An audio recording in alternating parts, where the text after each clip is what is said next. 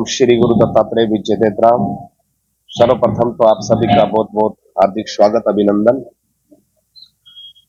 यह friends conference बहुत ही विचार करने के बावजूद आज डेरा बाबा परमहंसपुरी सूरजकुंड माता मंदिर माता गेट कैथल में बुलाई गई है। इसका बड़ा ही गंभीर कारण है और आप जी के माध्यम से शासन प्रशासन को और हमारे सभी सनातनियों को बताने के लिए कि डेरा बाबा परमहंसपुरी पिछले 20 सालों से आप देख रहे हैं कि दिन रात चौगुनी उन्नति भी कर रहा है। आप सामाजिक कार्यों को देखेंगे या आस्था धार्मिक कार्यों को देखेंगे तो कैथल शहर के अंदर लगभग जितने भी मंदिर मठ हैं सबके मुकाबले इस स्थान ने विशेष तरक्की की है और सब आपके सहयोग से। हर प्रति जनमानस चाहे वो कहीं बाहर से आता हो या लोकल हमारे शहर का हो, सबकी आस्था का केंद्र बना हुआ है सूरजकुंड। तो यहाँ पे पिछले 6 वर्षों से पूज्य बाबा राजेश्वरपुरी जी महाराज के ब्रह्मलीन होने के उपरांत देख भगवान और सर्व समाज ने यहाँ की जिम्मेवारी जब महंताई हमको दी तो हम पूर्ण संकल्पित होकर के इस भगवान भोलेनाथ के चरणों में कि भी स्थान के साथ हम किसी भी प्रकार की ज्यादती नहीं होने दें और इसकी व्यवस्था सुरक्षा और यहाँ आए हुए प्रत्येक व्यक्ति की आस्था का सम्मान करना मेरा परम कर्तव्य, मेरा धर्म।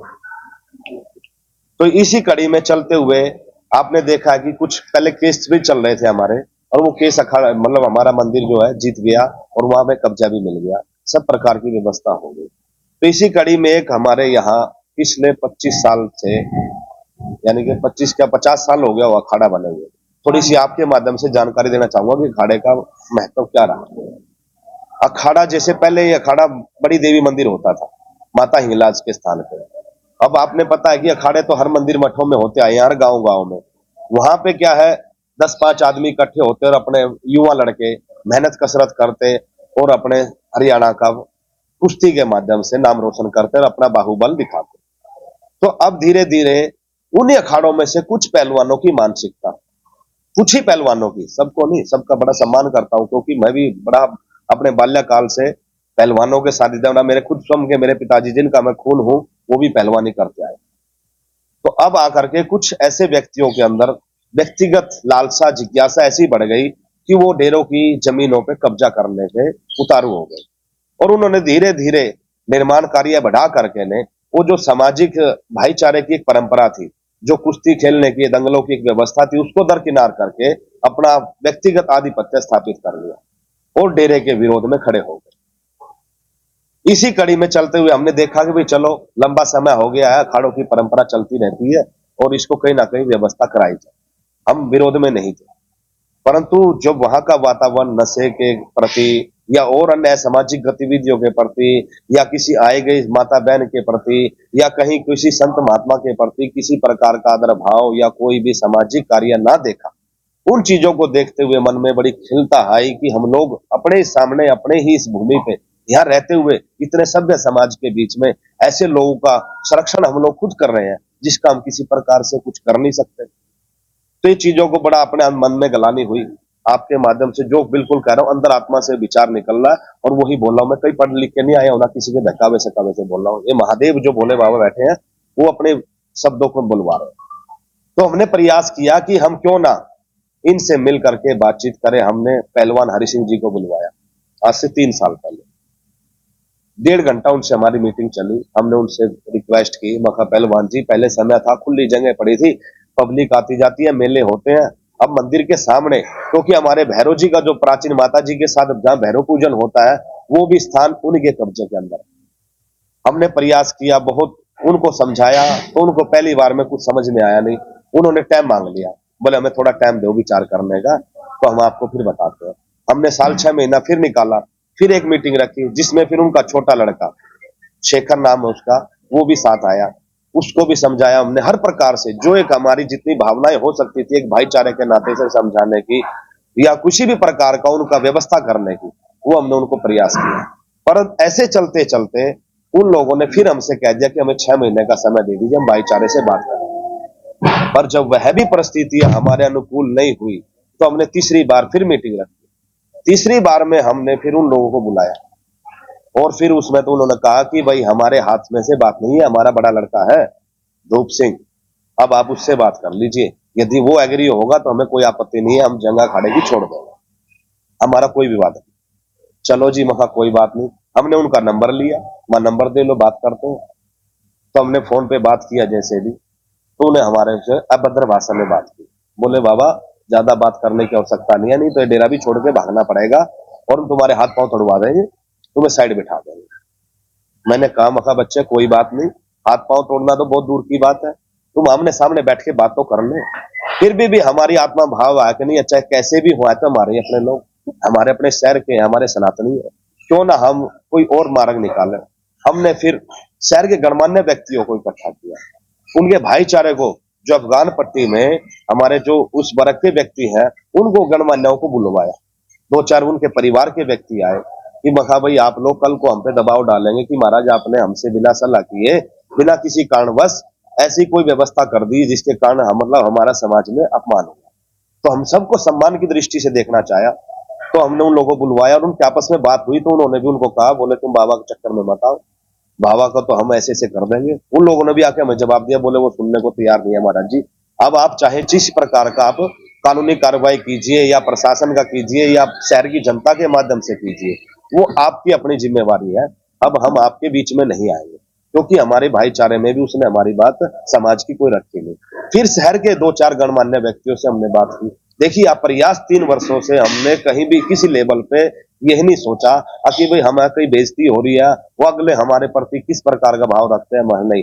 ये सामाजिक, ये प्रत्येक व्यक्ति सनातनी की धरोहर है, और मैं आपके माध्यम से ये प्रयास कर रहा हूं कि अभी भी एक लास्ट वार्निंग हमारी, इसको चेतावनी भी समझ ले या एक आग्रह समझ ले, इसके बाद में हम उनसे हाथ पार नहीं जोड़ेंगे, ना ही किसी प्रकार की याचना करेंगे।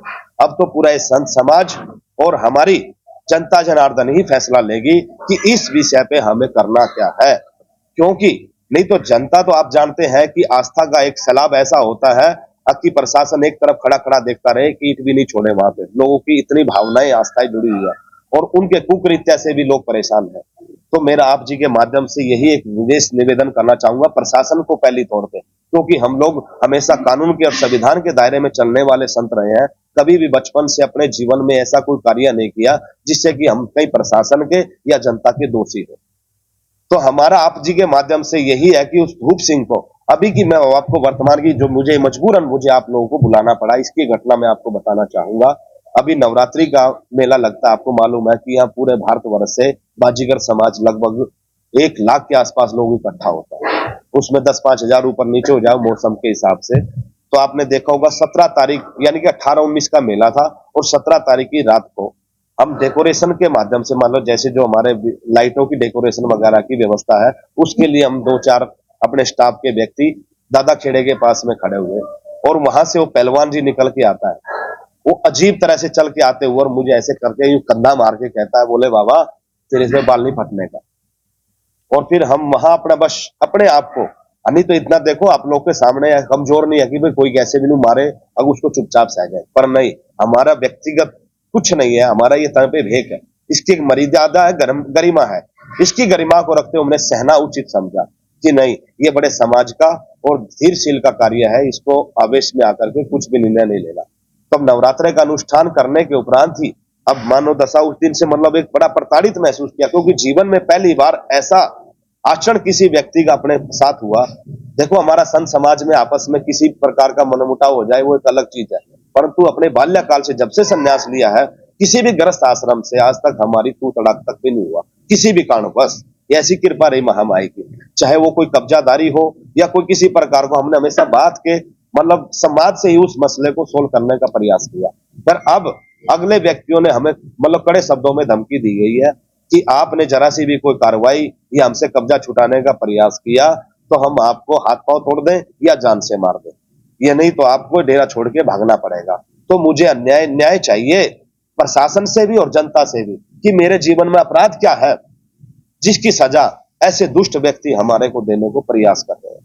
आप लोग जागरूक होइए, नहीं तो आने वाले समय में ये मंदिर मठ खाली एक ऐतिहासिक जगह बचेंगी। आपने देखा होगा कैथल शहर यानी कि कपिस्थल नगर ये 9 कुंडों से सुसज्जित था, और आज इसमें सिर्फ 4 कुंड वो भी संतों के संरक्षण में है, तो ही बचे हैं, अन्य तो सब पे वो माफियाओं के कब्जे और बाद में कॉलोनियां कटनी और फिर बाद में धूल उड़नी, और इससे ज्यादा कुछ नहीं। मैं आप सबको बिल्कुल नम्रता भाव से और पूर्ण एक सन्यासी, सच्चा सन्यासी होने के नाते इस महादेव के चरणों में बैठ करके आप लोगों से निवेदन करना चाहूंगा कि आप लोग इस विषय में कहीं ना कोई अपना स्टैंड जरूर ले और इस स्थान को मुक्त कराने का हर संभव प्रयास करें। निहित सनातन धर्म के ऊपर देखिए, हम दूसरे भी धर्मियों का नाम लेते हैं, ये इधर उधर के भड़काऊ वचन करते हैं, हमें उनसे ज्यादा डर अपने घर के इन कालनेमियों से और इन दुराचारियों से है, उनसे नहीं है। जब हम एकजुट होंगे तो हम किसी भी बाहर वाले की हिम्मत नहीं है कोई हमारे घर में आकर के किसी प्रकार का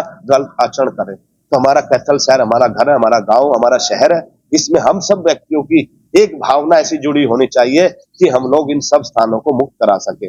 और ऐसे दुराचारी व्यक्तियों से जो संतों का मतलब मारने का, कूटने का, हाथ पांव तोड़ने का प्रयासरत है, कल को कुछ भी घटना होती है तो मेरे इस कृत्य के साथ में अगले जिम्मेवार होंगे। मैं आप जी के माध्यम से इतना ही कहना चाहूंगा और प्रशासन को विशेष अनुरोध करना चाहूंगा कि कैथल प्रशासन नहीं तो सीएम साहब के पास भी मेरी बातचीत जाएगी और आगे से आगे जहां तक भी मेरा प्रयास होगा, मैं इस लड़ाई को यहाँ पे रोकूंगा नहीं, इस लड़ाई को अपने अंतिम सांस तक लेके जाऊंगा और पीछे नहीं हटूंगा, क्योंकि मेरा मार्ग सत्य का है और सनातन का है, क्योंकि यह कर्तव्य मुझे आप लोगों ने दिया है। यदि मैं इस स्थान पे नहीं होता तो शायद मैं इस विषय पे नहीं भी चर्चा कर पाता, क्योंकि ये मेरे अधिकार क्षेत्र में आता है। यह अधिकार मुझे मेरे भेक भगवान और आम जनता जनार्दन ने दिया हुआ है। उस अधिकार के साथ ही मैं ये सब बातें आप लोगों के आगे रख रहा हूं।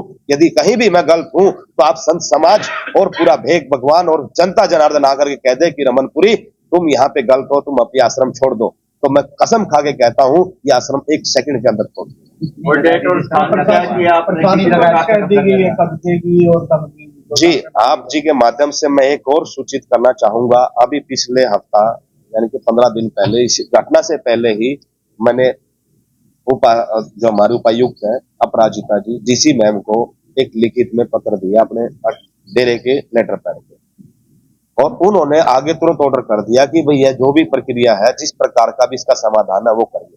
मैं मैडम का बहुत बहुत दिल से धन्यवाद करूंगा। और मेरे पास मेले के टाइम पे प्रशासन पुलिस के कुछ अधिकारी आए भी थे और मैंने उनसे फिर आगे योगी जी का कार्यक्रम था कि यहाँ पे सोंगल में, इस वजह से प्रशासन भी व्यवस्थ था।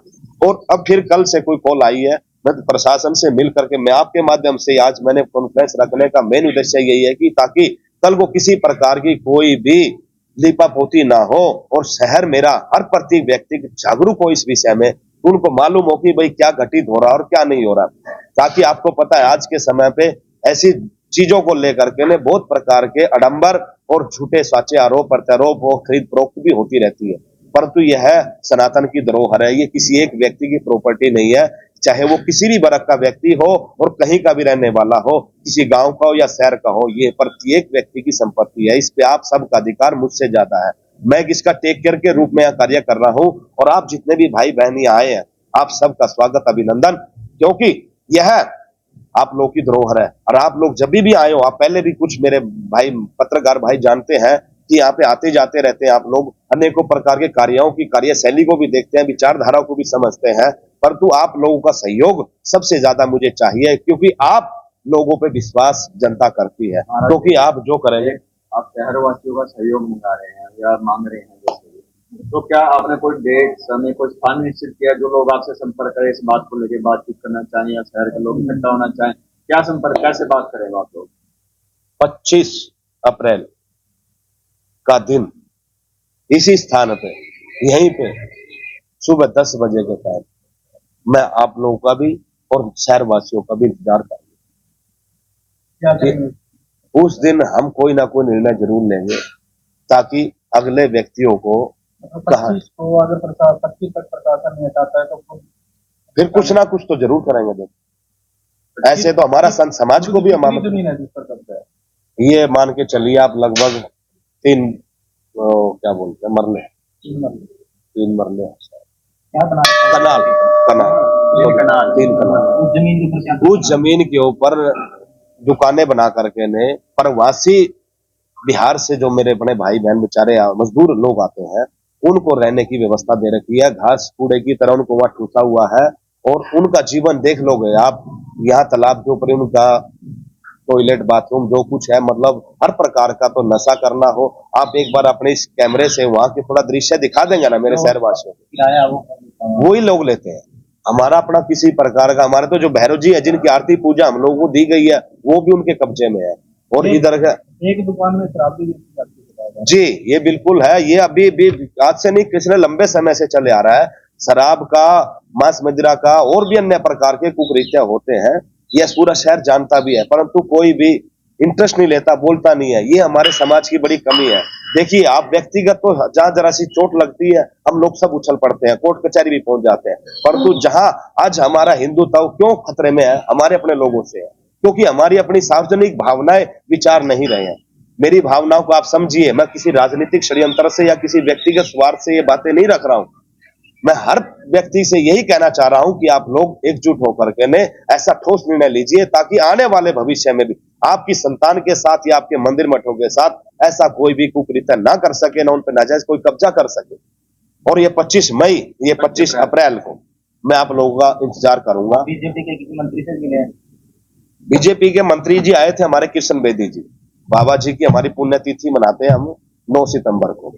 ये देखिए, आपने सवाल किया बीजेपी का मंत्री हो या कांग्रेस का हो या अन्य पार्टी का हो, जो वर्तमान में सरकार है, चाहे वो किसी की भी हो, उसको बताना, सूचित करना हमारा कर्तव्य था। हमने उनको भी बताया और उन लोगों ने प्रशासन को ही ऑर्डर करा कि भी प्रशासन इस पे जल्द से जल्द कोई ना कोई कार्रवाई करके सूचित। महाराज जी, जब योगी जी कैथल आए थे तो क्या अपने योगी जी के पास अपने कोई संदेश नहीं हुआ है? क्योंकि साधु संत है वो भी। नहीं, वो बात आपकी ठीक है, परंतु कहीं ना कहीं कुछ प्रोटोकॉल ऐसे होते हैं जिस वजह से हम लोग उनके संपर्क में नहीं आए। एक नवरात्रि का अनुष्ठान होने के कारण, क्योंकि नवरात्रि में हमारे भी कुछ संकल्प होते हैं, और नहीं तो ऐसा नहीं है कि योगी जी का, देखिए योगी जी का जो कार्यकाल है, आप उनको नेता मानिए, आप कुछ भी मानिए, उन्होंने शासन का जो एक सदुपयोग होता है, जो एक समाज के लिए आपको दिखाया होगा कि कहीं भी किसी प्रकार के नाजायज कब्जों को, चाहे वो कोई उसकी रजिस्ट्री भी लेके बैठा हो, किसी को छोड़ा नहीं, सबको ध्वस्त कर दिया। मैं हरियाणा सरकार से भी ऐसी अपील करना चाहूंगा।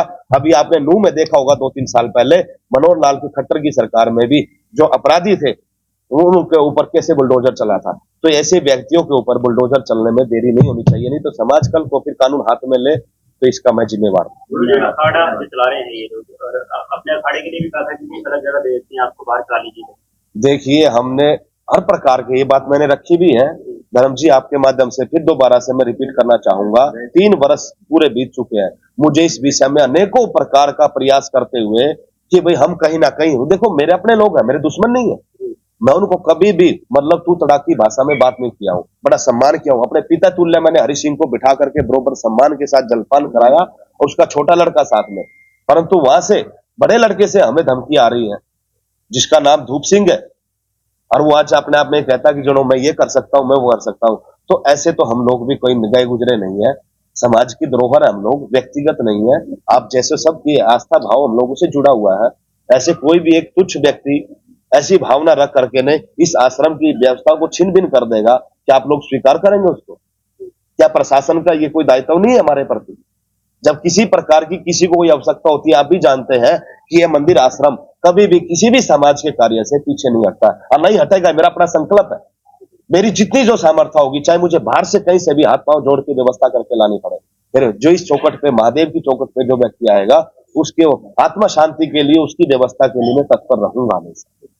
ठीक है महाराज जी। मुझे अगर वो ये कहेगी भी मुझे कहीं और जगह दी जाए कि मैं वहाँ अखाड़ा चलाना चाहता हूँ, तो क्या व्यवस्था बन सकती है? बात इस तरह है, देखिए, आज पहले आ सकता है। आज जो आपको मैंने अपनी बातें रखी हैं, अब तक तो हम लोग एक आपस के लेवल से बात चला रहे थे, भाई कहीं ना कहीं सॉर्ट आउट हो जाए। पर तो जब उन लोगों में अहंकार इतनी चरम सीमा पे आ गया कि वो किसी पहलवान की या भाईचारे की, कुटुंब कबीले की, या किसी शहरी अच्छे सज्जन व्यक्तियों की, या किसी की भी मतलब संतों की बात नहीं मान रहा। मैंने संतों के माध्यम से भी, जो संत उनसे जुड़े हुए थे पहले या रह के भी, उन लोगों के माध्यम से उनसे भी उन्हें जवाब वही दिया कि हम उसको तोड़ देंगे। रमनपुरी की औकात नहीं है कि वो हमारे से जगह छुड़ा ले। भाई अब तो उनके लिए कहीं भी कोई भी व्यवस्था बचती नहीं है। अब तो शासन प्रशासन निर्णय लिया जाएगा, और ठोस निर्णय लिया जाएगा, जिसमें शासन प्रशासन हमें जिम्मेवार न ठहराए। ये आपके माध्यम से मतलब ठोस मैसेज है। मेरा संत समाज, कपिसल संत महामंडल यह निर्णय बहुत जल्द लेने वाला है।